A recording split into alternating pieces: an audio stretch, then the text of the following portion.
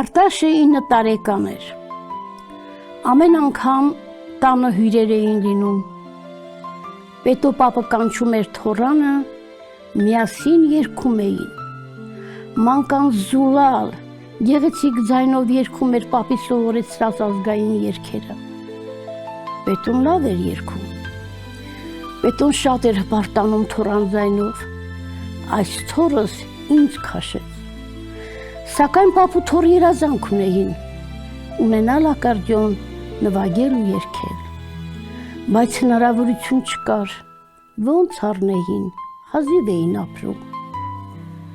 Պետոյի կովը հորթուկ ունեցավ, կովը սատկեց, հորթը մնաց անօգնական։ Պետոն կանչեց թոռանը, հորթուկին տվեց և ասաց. Արտաշ ջան, հորթը տալիս եմ քեզ, պահիր, մեծացրու, կվաճառենք, քեզ նվագելու գործիք կառնենք։ Փոքրիկ Արտաշը գրկեց հորթուկին, տարավ տուն, սկսեց խնամել։ Տատը կաթ էր բերում, Արտաշը կերակրում էր հորթուկին։ Սարերում ու ձորերում մեծացան Արտաշն ու Ամբիկը, միշտ անբաժան։ Օր-օրի մեծանում էր Ամբիկը, այդպես էր անվանում հորթուկին։ Հետո Արտաշը խոտ էր քաղում, կերակրում հորթուկին։ Ժամերով Ամբիկն ու Արտաշը խաղում էին իրար հետ, միասին քնում, միասին արթնանում։ Մի օր էլ մարդիկ եկան ու Ամբիկին տարան։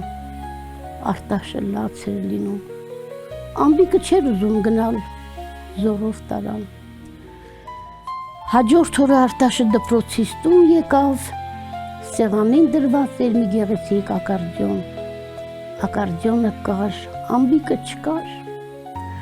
Արտաշն արցունքն աչքերին մոտենում էր գործիքին, շոյում,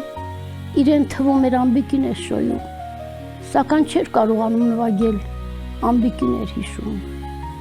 Անցան տարիներ, մի քիչ մեղմացավ Արտաշի կարոտը, սկսեց նվագել ու երգել։ Երբեմն տխրում էր, իր Ամբիկին էր հիշում։ Տարիներ հետո Արտաշը մեծ երաժիշտ դարձավ։ Նա պահում, փայփայում էր առաջին գործիքը, շոյում և իրեն թվում էր, որ իր Ամբիկին է շոյում, իր մանկության թանկ հիշողությունները։